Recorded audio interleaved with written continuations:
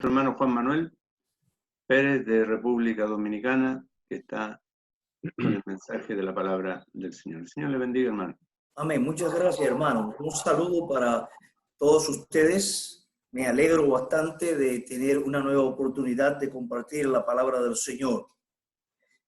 Que el Señor le bendiga y le proteja en este tiempo especial y que puedan seguir manteniendo sus reuniones bajo una bendición y bajo la palabra de Dios y bajo la bendición de su Espíritu.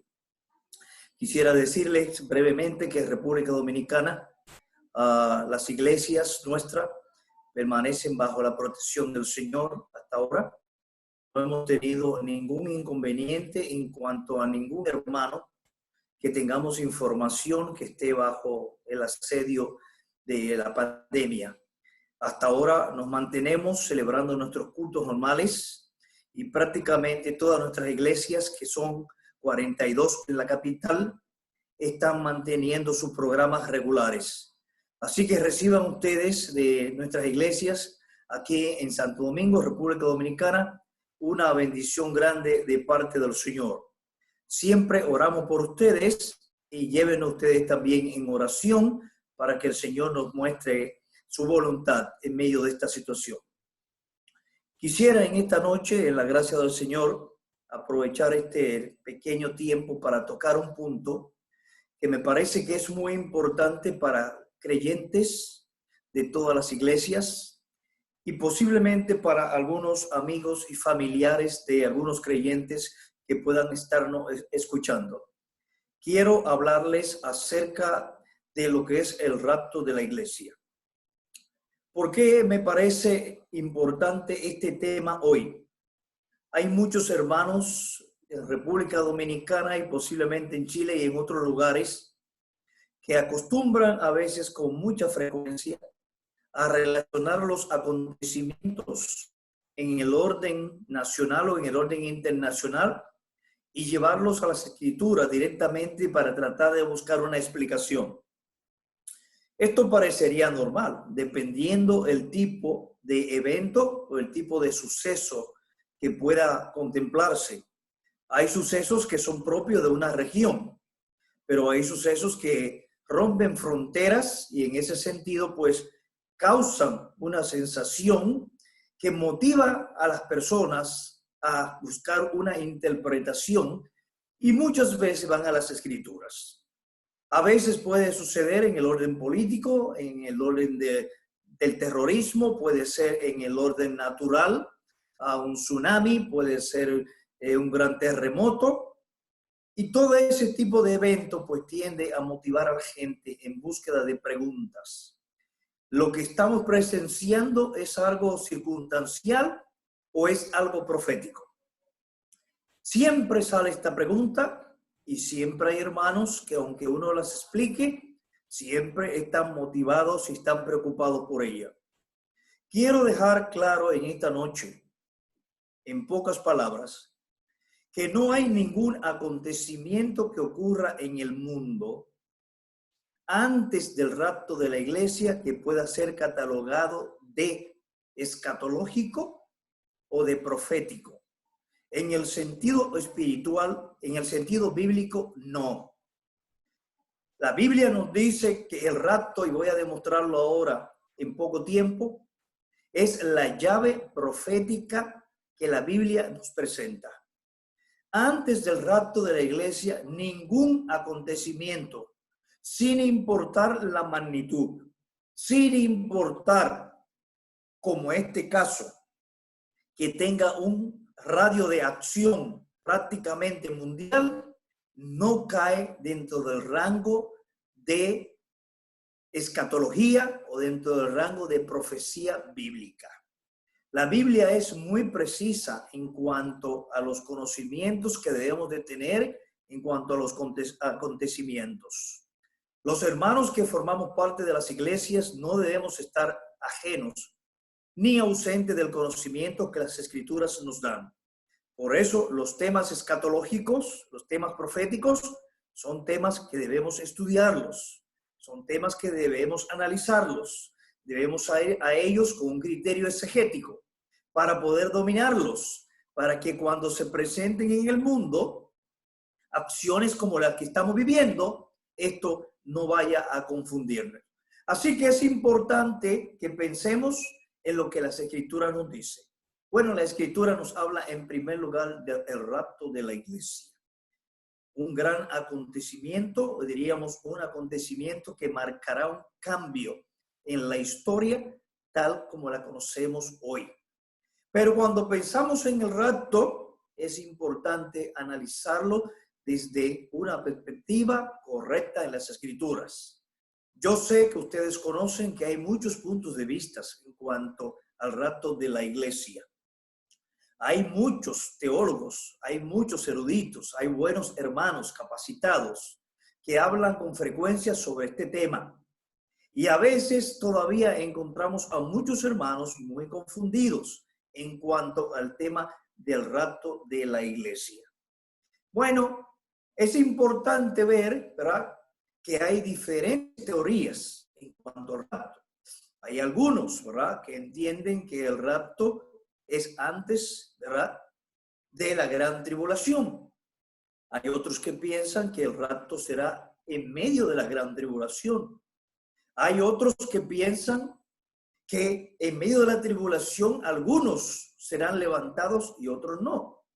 Y hay otra corriente muy poderosa también, muy extendida, que dice que el rapto de la iglesia será después de la culminación del tiempo de prueba que ha de venir sobre el mundo entero. Es muy importante analizar esos puntos de vista para no confundirse. Es muy importante entender qué dicen las Escrituras al respecto. Nosotros creemos en el traslado antes de la tribulación. Nosotros creemos que esto se encuadra dentro de una visión dispensacionalista, pretribulacionista y premilenarista. Voy a explicar estos tres términos que a veces parecen ser técnicos y difíciles de entender.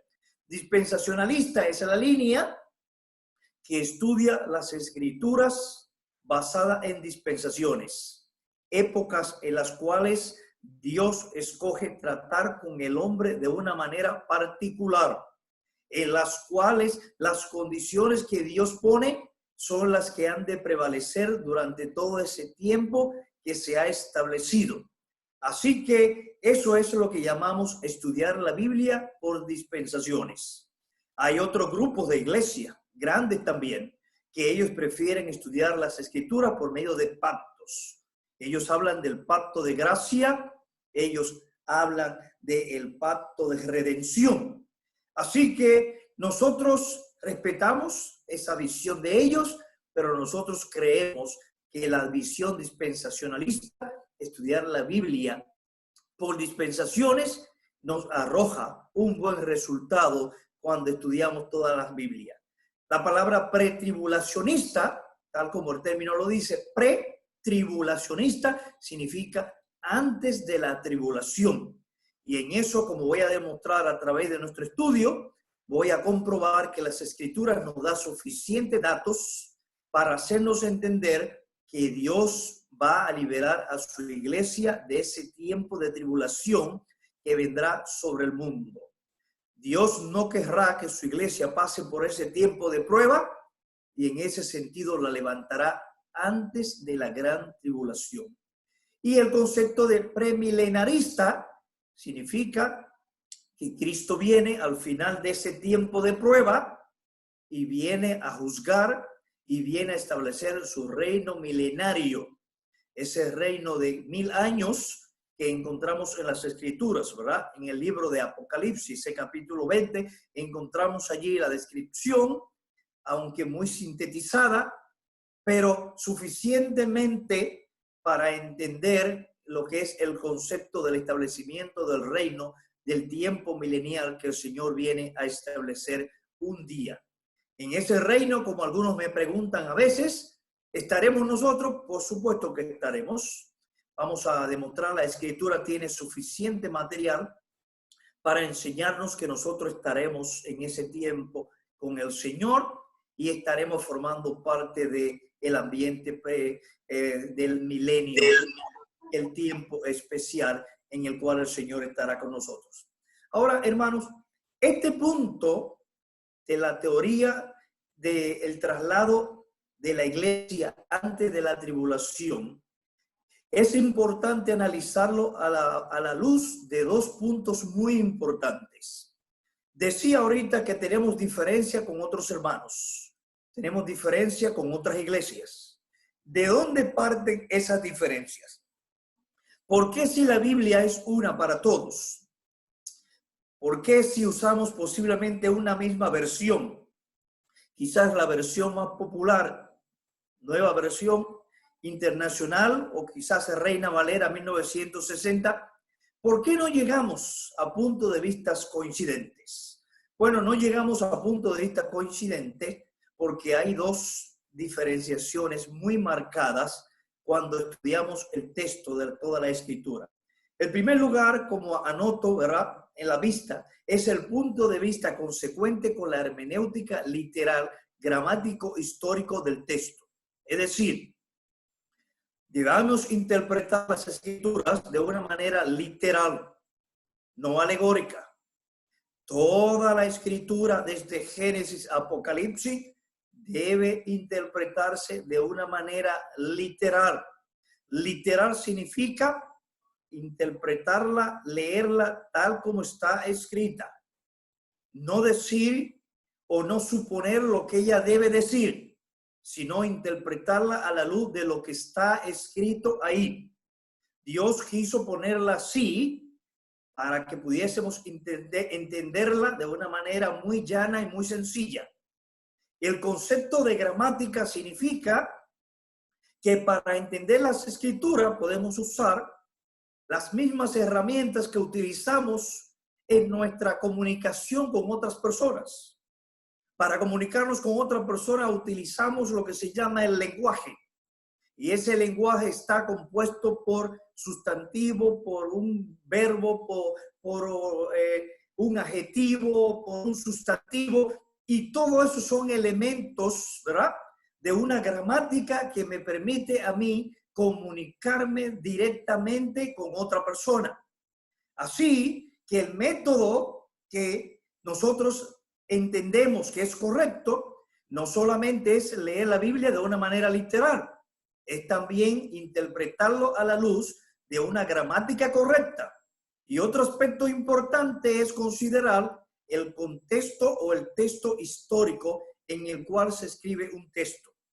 Es muy importante siempre en las escrituras tomar en cuenta el contexto, porque un escritor escribe a un determinado público, escribe con un propósito específico, escribe en una fecha dada, escribe en circunstancias culturales específicas, y todo eso debe tomarse en cuenta en el momento de interpretar un texto. Uno de los grandes problemas en la exégesis para interpretar una porción de las Escrituras es tomar un versículo y no observar esto. Cuando yo tomo un versículo, cuando yo tomo una frase o tomo un texto, ¿verdad?, un párrafo, y lo saco de ese entorno en el cual está, yo estoy haciendo una violación del contexto y posiblemente lo estoy llevando a otro entorno que no tiene nada que ver con el propósito del escritor. Y eso provoca una falsa interpretación y por eso caemos en interpretaciones diferentes. Otro concepto sumamente importante y que se deriva de la aplicación de este método literal, gramático, histórico, es diferenciar a través de toda la Biblia lo que es Israel y lo que es la iglesia. Israel es el pueblo terrenal de Dios. Es el pueblo que Dios ha escogido. Es el pueblo que tiene un concepto, por decirlo así, cultural, étnico. Es el pueblo que tiene que ver con promesas. Todas las promesas que encontramos en el Antiguo Testamento tienen que ver con Israel como nación de tierra. El Antiguo Testamento por lo menos habla de 4 grandes pactos que tienen que ver con Israel. El pacto abrahámico, el pacto palestino que tiene que ver con la posesión de la tierra, Deuteronomio capítulo 30, el pacto davídico que tiene que ver con la dinastía que tendrá continuidad en el Mesías prometido y quien tendrá y llevará a cabo un rey eterno. Y un cuarto pacto es el nuevo pacto, como dice en Jeremías 31:31, una nueva relación con su pueblo. Todos esos grandes pactos que encontramos en el Antiguo Testamento tienen que ver con la nación de Israel. Ninguno de esos pactos tiene que ver con la iglesia, aunque alguno podrá decirme, hermano, ¿y qué acontece o qué sucederá con el nuevo pacto? Sí, es cierto que el nuevo pacto tiene aplicación para la iglesia, pero desde el punto de vista de una aplicación primaria, una aplicación directa es primariamente, es más importante para Israel en sus promesas de que Dios habría de cambiar sus corazones de piedra para constituir una nación de corazón obediente y que pudiese ser una nación que fuese de testimonio para el mundo que tanto lo necesitaba. Así que es muy importante observar estas dos interpretaciones para tener una idea cabal acerca de qué es el rapto de la iglesia. Si no tenemos claro estos dos conceptos, vamos a tener diferenciaciones y vamos a tener mala interpretación en cuanto al rapto. Posiblemente vamos a coincidir con otras asambleas, algunas de ellas procedentes de la línea reformada. Y posiblemente también vamos a tener cierta coincidencia con las iglesias que pertenecen a los hermanos que han sido llamados los teólogos del pacto. Iglesias que por lo regular casi todas pertenecen a la línea reformada.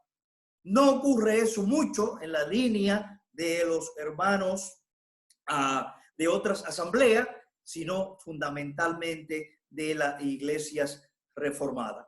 Así que es muy importante, ¿verdad?, entender esos dos conceptos. El pretribulacionismo, como ya he dicho, que es el concepto de que la iglesia será levantada antes de la tribulación, y el premilenarismo, el concepto de que el Señor volverá a establecer un reino con Israel, pero que la iglesia también formará parte, se oponen diametralmente a otra línea que ya he dicho, corresponde directamente a las iglesias reformadas. Pero aparte de las iglesias reformadas, también están las iglesias amilenaristas. La palabra amilenarismo significa ausencia del milenio. Son las iglesias, son los hermanos, son los teólogos que enseñan que el milenio se cumple en la iglesia, que la iglesia es el nuevo Israel de Dios y que todas las promesas que encontramos en el Antiguo Testamento tienen que ver con la iglesia. Ese grupo de teólogos, ese número de iglesia, corresponden a lo que se llaman iglesias amilenaristas. Vuelvo y repito, el término significa ausencia de milenio, no cumplimiento de milenio. Y ellos enseñan que el milenio se está cumpliendo totalmente en la iglesia. Nosotros creemos que el milenio es futuro todavía. Creemos que vendrá después que el Señor Jesucristo haga su presencia en su segunda venida, no el rapto de la iglesia. Entendemos que el rapto de la iglesia es una cosa y la segunda venida es otra. El rapto de la iglesia no tiene ninguna señal, no tiene nada que lo anteceda. El rapto de la iglesia puede ser en cualquier momento. Por supuesto, no es una pandemia, no es un terremoto, como ya dije al principio, no es un acto terrorista, no es una situación de una caída de bolsas económicas, no tiene nada que ver con eso. El rapto de la iglesia es un acontecimiento inminente, es un acontecimiento que vamos a ver, encontramos en algunos textos de las Escrituras. Como ya decía ahorita, la teología calvinista y los teólogos del pacto, pues juntamente con los amilenaristas, creen que la iglesia sí pasará por la gran tribulación. y el Señor vendrá al final de la tribulación, no antes. Ahora, como ya dije, ¿a qué se debe eso? A que ellos entienden que Israel y la iglesia es la misma cosa, y muchos de sus grandes teólogos y grandes maestros, que sin duda lo tienen, enseñan que en las escrituras hay partes que no se pueden interpretar de una manera literal, sino que hay que alegorizar. Fundamentalmente, ellos enseñan que este tipo de tema debe realizarse en áreas escatológicas, básicamente en el Apocalipsis, posiblemente otras partes de las escrituras y posiblemente en todos los libros que hablan de doctrina, ellos interpretan de una manera literal. Pero cuando tienen que ver con escatología, cuando tienen que ver con profecía, ellos entienden que el lenguaje de Apocalipsis no debe entenderse de una manera literal, y por tanto ellos alegorizan en ese sentido, y ahí vienen los cambios. Ahora, el rapto siempre es presentado como un acontecimiento inminente. La palabra inminencia significa algo que tiene que suceder. Algo que tiene que suceder. No sabemos cuándo, pero algo que tiene que suceder. Fíjense ustedes que aquí enuncio, nunca precedido por nada escatológico. Es decir, nunca va a haber ningún acontecimiento que nos diga que el rapto llega. El rapto es un acontecimiento no precedido por ningún acontecimiento. Por el contrario, el rapto es el que desencadena, es la llave de todos los acontecimientos escatológicos que encontramos en la Biblia. Pero para él no hay ninguno. La palabra inminencia es lo que debe acontecer, independiente del tiempo y la causa. Así que es importante siempre observar eso. Rapto, inminente. Rapto, inminencia, significa que debe suceder, pero no sabemos cuándo. Y no tenemos ninguna señal para poder decir que vamos a adivinarlo o vamos a predecirlo cuando esté casi por llegar. En el sentido escatológico, no depende de señal o de una acción precedente. Así que es muy importante tener este concepto acerca del rapto.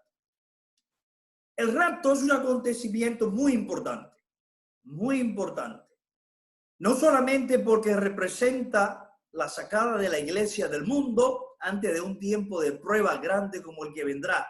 Este tiempo que estamos viviendo es un preámbulo pequeño, diríamos, de lo que será aquel tiempo que la Biblia llama tiempo de tribulación, o como el Señor la determina, el tiempo de la gran tribulación, o como dicen algunos teólogos, la tribulación la grande. Es la interpretación más correcta. La tribulación la grande, ¿verdad? Y el Señor en Reina Valera 1960 dice, ¿verdad? La gran tribulación. Este acontecimiento marca también dos acontecimientos o dos hechos muy importantes. En primer lugar, el rapto determina el cierre de la dispensación de la gracia. Cuando vamos a Daniel capítulo 9, verso 27, encontramos ahí que ahí se produce un pacto entre un príncipe que encontramos en el verso 26 del mismo capítulo 9 de Daniel, ¿verdad? Y ahí encontramos entonces el surgimiento de un pacto que da origen al inicio de una nueva semana. Dice el texto, y por otra semana, lo que significa que empieza una nueva condición. Bueno, hasta ahora estamos viviendo conforme a la narración de Daniel capítulo 9 en la semana 69. Allí se detuvo el reloj. El programa de Israel fue detenido. La iglesia hace su introducción y al entrar la iglesia el programa de Israel está detenido. 70 semanas están determinadas sobre tu pueblo y sobre tu santa ciudad para llevar a cabo cosas que Dios tiene preparadas para el pueblo de Israel. Pero eso todavía no tiene cumplimiento, puesto que el programa de Israel no se ha completado. La semana 70, que es la semana que simboliza tiempo de prueba, de tribulación, toda la semana, no como dicen algunos, la mitad de la semana solamente, 7 años de tribulación es el tiempo que comienza justamente cuando se produce aquel pacto.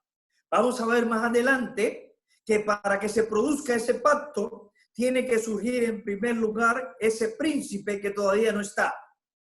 Pero dice la Escritura que para que ese príncipe aparezca, que hay algo que lo detiene, que a la vez tiene que ser quitado del mundo.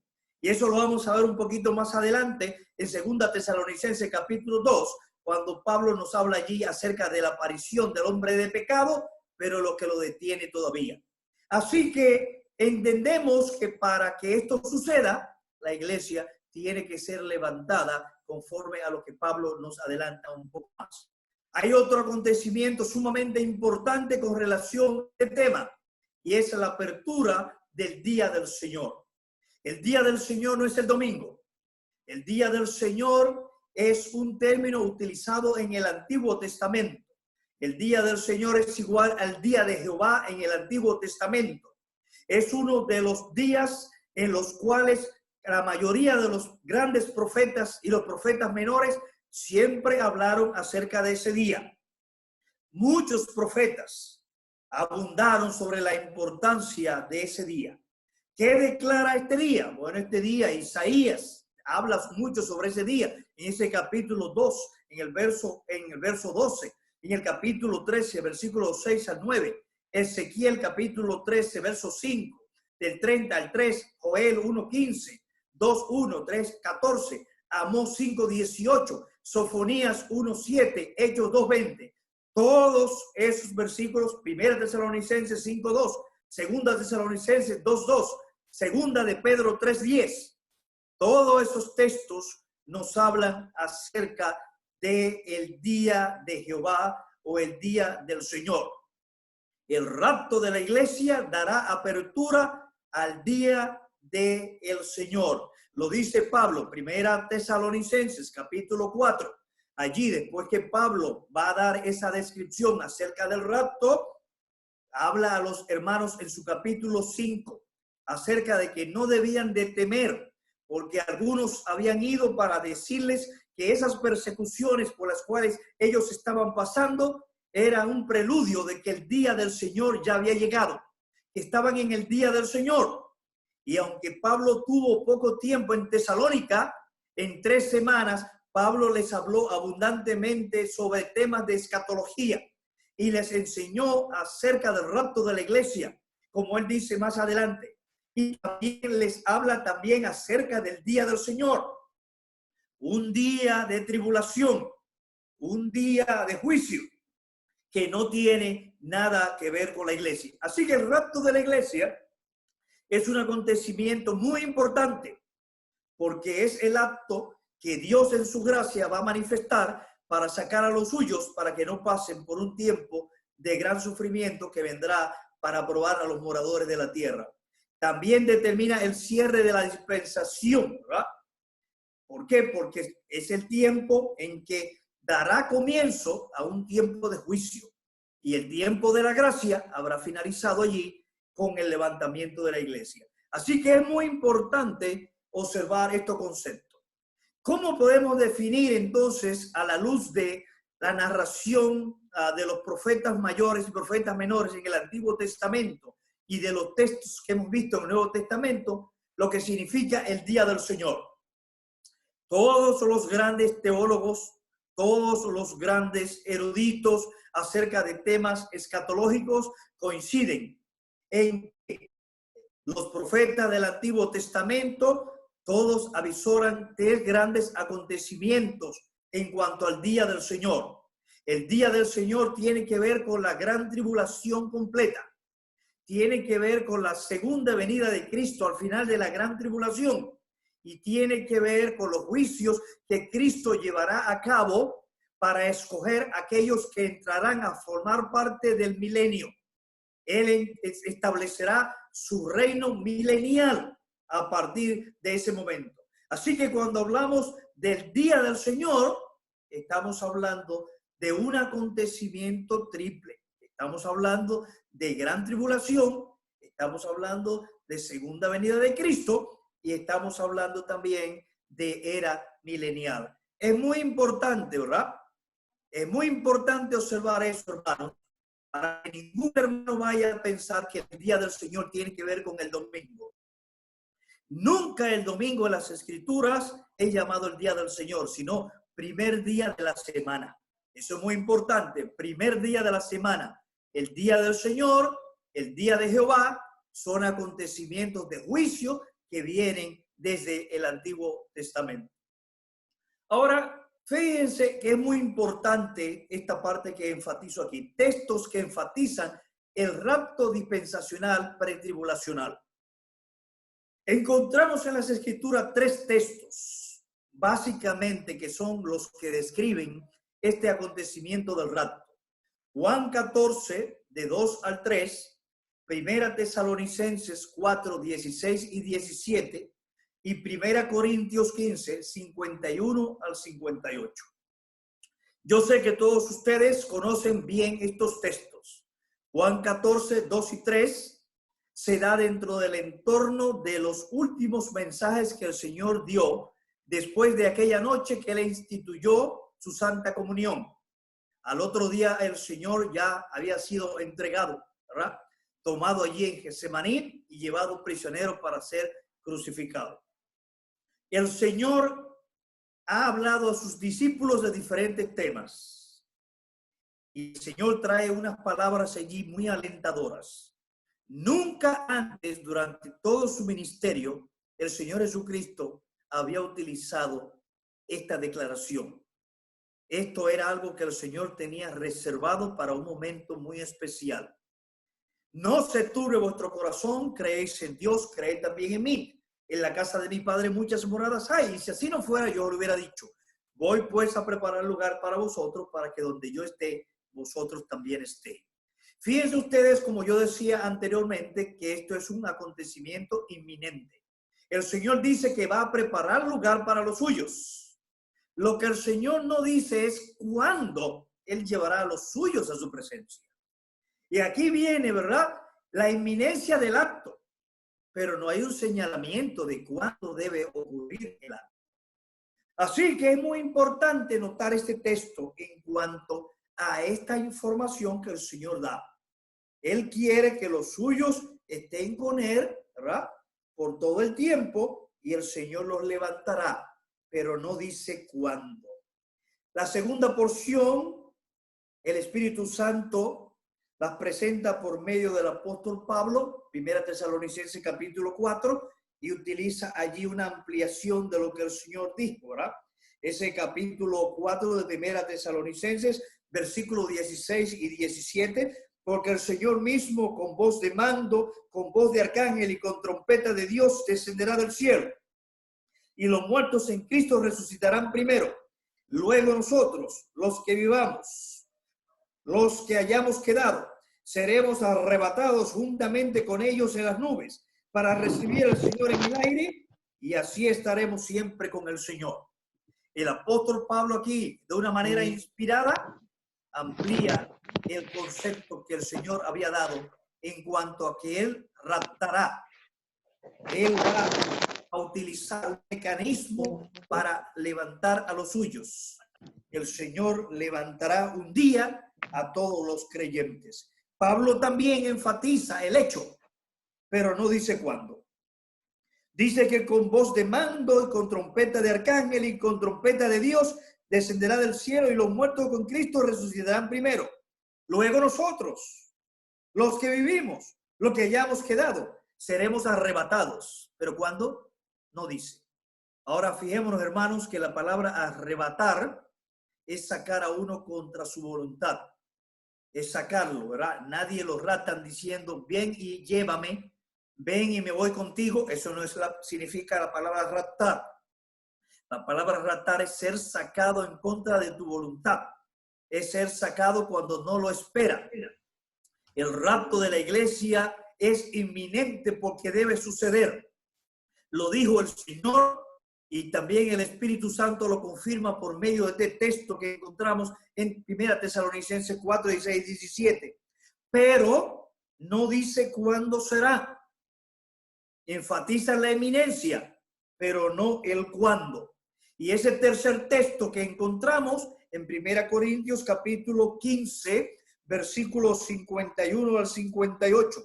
He aquí os digo un misterio. No todos dormiremos, pero todos seremos transformados. En un momento, en un abrir y cerrar de ojos, a la final trompeta. Porque se tocará la trompeta y los muertos serán resucitados incorruptibles y nosotros seremos transformados. Porque es necesario que esto corruptible se vista de incorrupción y esto mortal se vista de inmortalidad. Y cuando esto corruptible se haya vestido de incorrupción y esto mortal se haya vestido de inmortalidad, entonces se cumplirá la palabra que está escrita: sorbida es la muerte en victoria. Así que, ¿qué nos enseña la palabra aquí? El Señor nos levantará y nos transformará en el aire. Transformará nuestros cuerpos. Eso no significa que vamos a ser iguales a Él. Vamos a tener siempre en el cielo o donde estemos con Él nuestros propios cuerpos. Así como el Señor se levantó triunfante con su cuerpo, así cada creyente también tendrá su propio cuerpo, pero un cuerpo transformado. Ese cuerpo, cuando nos encontremos con Cristo en el aire, seremos transformados. Y ese cuerpo limitado y ese cuerpo sujeto a debilidades será transformado para que entendamos y podamos gozarnos con la presencia del Señor delante de nuestros ojos. Así que estos tres textos enfatizan el rapto, pero no dicen cuándo será. Y vuelvo a ratificar lo que he dicho del comienzo. No hay ninguna señal que dé previo al rapto. No hay ninguna señal ni ningún acontecimiento. El rapto se efectúa antes de la revelación del hombre de pecado. Eso es importante también entenderlo. ¿Hay alguien que lo impide? Cuando leemos ese capítulo 2 de Segunda Tesalonicenses, el apóstol Pablo allí dice que el día de pecado, el hombre de pecado no aparecerá antes, ¿verdad?, de que aquello que lo detiene sea quitado. Ahora ha surgido la gran pregunta entre muchos teólogos y muchos hermanos siempre. ¿Quién es aquel que detiene? ¿Es el Espíritu Santo? Bueno, aunque el texto no es totalmente claro, todos los grandes maestros coinciden que aquel que viene con el poder y con la autoridad satánica, como encontramos en Apocalipsis capítulo 13, no puede ser detenido por alguien que no sea una persona de la deidad. Alguien que forme parte de la deidad es el que tiene capacidad y tiene poder para detener a aquel que viene con el poder satánico y con la ayuda y el poder de Satanás. Así que entendemos, y los grandes maestros de nuestra línea dispensacional así lo corroboran, que el Espíritu Santo está llamado a impedir la manifestación del hombre de pecado mientras la iglesia esté en el mundo. Él aparecerá para dar inicio a la semana 70 de Daniel, el tiempo de juicio, pero vamos a ver que la iglesia no pasará y por tanto la iglesia debe ser sacada del mundo antes que él aparezca. ¿Cuándo el Espíritu Santo ha de desaparecer? Bueno, dicen los escritores, dicen los grandes maestros, cuando la iglesia sea levantada. La iglesia tiene un privilegio especial con relación al Espíritu Santo que no se ha visto en ninguna otra dispensación ni en ningún otro momento. El Espíritu Santo ha venido para estar en cada creyente. Esta es una información sumamente importante. No significa cuando el Espíritu sea levantado que Él no volverá y que Él no seguirá cumpliendo su trabajo como lo hizo en el Antiguo Testamento también. Si el Espíritu Santo se fuera con la iglesia para no volver al mundo, no hubiera salvación, porque el Espíritu Santo es el que regenera. El Espíritu Santo es el que crea las condiciones para que el corazón humano se abra a la palabra y pueda experimentar la salvación. Sin el Espíritu Santo no hay salvación. Y en ese sentido, el Espíritu Santo lo que hará es cambiar en su sentido de residencia. En la iglesia está de manera fija, permanente. hasta que mientras la iglesia dure en el mundo, el Espíritu Santo está, porque el Espíritu Santo está en cada creyente. Y quiero añadir esto también, porque a veces he oído enfatizar mucho que solamente el Espíritu Santo. No, cuando leemos la Escritura de una manera clara, el Señor Jesucristo verificó una y otra vez que no solamente el Espíritu Santo, dice, mi Padre y yo vendremos y haremos también morada en vosotros. Es decir, de una manera extraordinaria que la mente humana no puede entender, toda la deidad, Padre, Hijo y Espíritu Santo, están morando en cada creyente.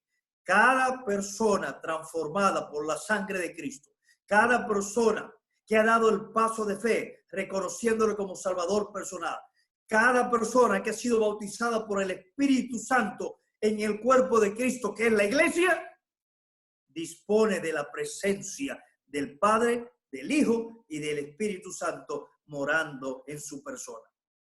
Así que es muy importante tener estos conceptos. Ahora, ¿cómo sabemos que la iglesia será guardada? Porque he venido enfatizando desde el comienzo del mensaje que la iglesia no pasará por la gran tribulación. ¿Qué textos me garantizan a mí poder decir esto con tanta veracidad? Bueno, aquí yo he puesto que la iglesia será guardada del tiempo de la prueba. Apocalipsis capítulo 3, verso 10, tiene un texto realmente extraordinario allí. Un texto maravilloso. Por cuanto has guardado la palabra de mi paciencia, yo te libraré del tiempo de la prueba que ha de venir sobre el mundo entero. Es muy importante ver eso. Esa es una promesa del Señor para los suyos. Tiene que ver fundamentalmente con la iglesia de Filadelfia, pero tiene que ver también con todas las demás iglesias. Así que por cuanto una iglesia ha guardado la palabra de su paciencia, Él lo librará de aquel tiempo de prueba. Por cuanto has guardado la palabra de mi paciencia, yo también te guardaré de la hora de la prueba que ha de venir sobre el mundo entero para probar a los que moran sobre la tierra. No confundamos esto con una pandemia. La pandemia puede estar en el mundo entero, pero eso no es lo que dice el texto aquí. El texto aquí habla de una prueba especial que viene sobre el mundo para probar a los que moran sobre la tierra. Es muy importante enfatizar esto. La iglesia ni es del mundo, ni la iglesia mora sobre la tierra. La iglesia se desenvuelve en el ambiente de la tierra, pero no mora en la tierra. La palabra morar en la tierra es un cliché que aparece varias veces en el libro de Apocalipsis y tiene que ver con aquellos que en la tierra tienen sus intereses. Aquellos que solamente piensan en la tierra, aquellos que solamente piensan en negocios, aquellos cuyos intereses solamente tienen que ver con lo que ocurre en el mundo, que no tienen ningún interés por las cosas espirituales. Pero eso no ocurre con la iglesia. Por tanto, dice que la prueba está reservada para los que moran en la tierra. No tiene nada que ver con la iglesia. Así que es muy importante, ¿verdad?, que entendamos esto con relación a este tiempo que llamamos el rapto de la iglesia. Además de eso, el mismo apóstol Pablo, en el libro de 1 Tesalonicenses 5:9, dice que nosotros los creyentes no somos objetos de ira, sino que fuimos salvados para salvación, valga la redundancia. Fuimos escogidos para propósito de vida. Por eso el Señor decía, porque yo vivo, vosotros viviréis. Y el Señor nos da garantía de la esperanza de vida eterna. Así que no fuimos escogidos, no fuimos seleccionados, no fuimos predestinados para ser objetos de ira, sino que fuimos predestinados para ser objetos de salvación. La tribulación tiene un propósito muy específico para Israel. Malaquías 4, 5 y 6 nos dice que el tiempo de la prueba que viene sobre Jacob, es decir, refiriéndose a Israel, viene para transformar sus corazones y para acercarlos a su Mesías, para acercarlos a su Dios Redentor y para hacerlos merecedores de la esperanza que el Señor trae. Así que es importante, ¿verdad?, entender eso.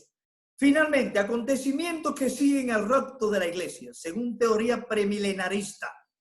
Ya he dicho que los hermanos postmilenaristas o los que creen que el acontecimiento del rapto de la iglesia es al final de la gran tribulación, toman en cuenta otros factores.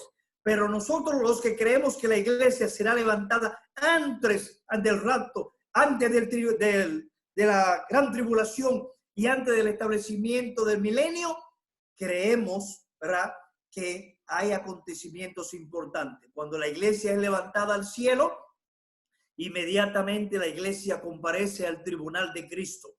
Segunda de Corintios 5:10, dice el apóstol Pablo allí, para que seamos cuestionados en cuanto a lo que hicimos en el cuerpo mientras estuvimos aquí. No hemos sido dejados en esta vida, como decían los griegos, comamos y bebamos porque mañana moriremos. Hemos sido dejados para cumplir la gran comisión. Hemos sido dejados en el mundo para ser embajadores del reino celestial. Hemos sido dejados en el mundo para llevar a cabo una obra de evangelización y de extensión de la palabra de Dios. Pero un día, cuando lleguemos al cielo, vamos a ser interrogados por el Señor acerca de lo que hicimos. Muchas obras que hacemos son como heno, madera y hojarasca.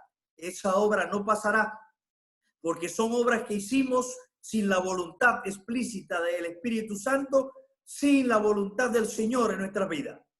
Pero aquellas obras que hicimos, siempre obediente a la palabra, siempre sujeto a la palabra, siempre bajo la guía del Espíritu Santo y cumpliendo su voluntad, son obras que van a ser galardonadas, que van a ser premiadas en el tribunal de Cristo. El tribunal de Cristo no es para condenación. El tribunal de Cristo es para compensar el trabajo que hayamos hecho. Y esto es una tremenda demostración de lo que significa el amor de Dios por cada creyente y por la iglesia. Aunque no somos merecedores de una salvación tan grande como la que tenemos, aún así, Dios nos va a premiar por el trabajo que hayamos hecho en su obra. En el Nuevo Testamento encontramos de muchas coronas que serán dadas a aquellos que cumplan la voluntad del Señor. Que el Señor nos llame haciendo su voluntad para que cuando seamos llevados a su presencia podamos dar, ¿verdad?, buenas respuestas y en virtud de ellas podamos recibir grandes galardones que el Señor tiene reservado para los suyos. No solamente vamos a comparecer cuando seamos raptados al tribunal de Cristo, sino a las bodas del Cordero. La palabra boda del Cordero significa la unión de la iglesia con Cristo. Ya ahorita leímos 1 Corintios 15, del 51 al 58. Seremos levantados y nos vamos a encontrar con el Señor en el aire. Y cuando nos encontremos con el Señor, allí seremos transformados. Esa unión es lo que se llama la boda del Cordero. ¿Ah?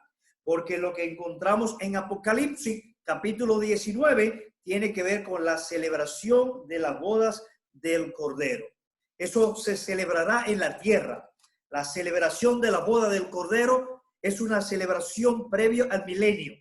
Pero la boda del Cordero tiene que ver en las alturas, tiene que ver en los cielos. Así que es muy importante leer ese capítulo 19 del libro de Apocalipsis, que nos habla allí acerca de la boda del Cordero. Dice Apocalipsis: gocémonos, alegrémonos y démosle gloria, porque han llegado a la boda del Cordero y su esposa se ha preparado.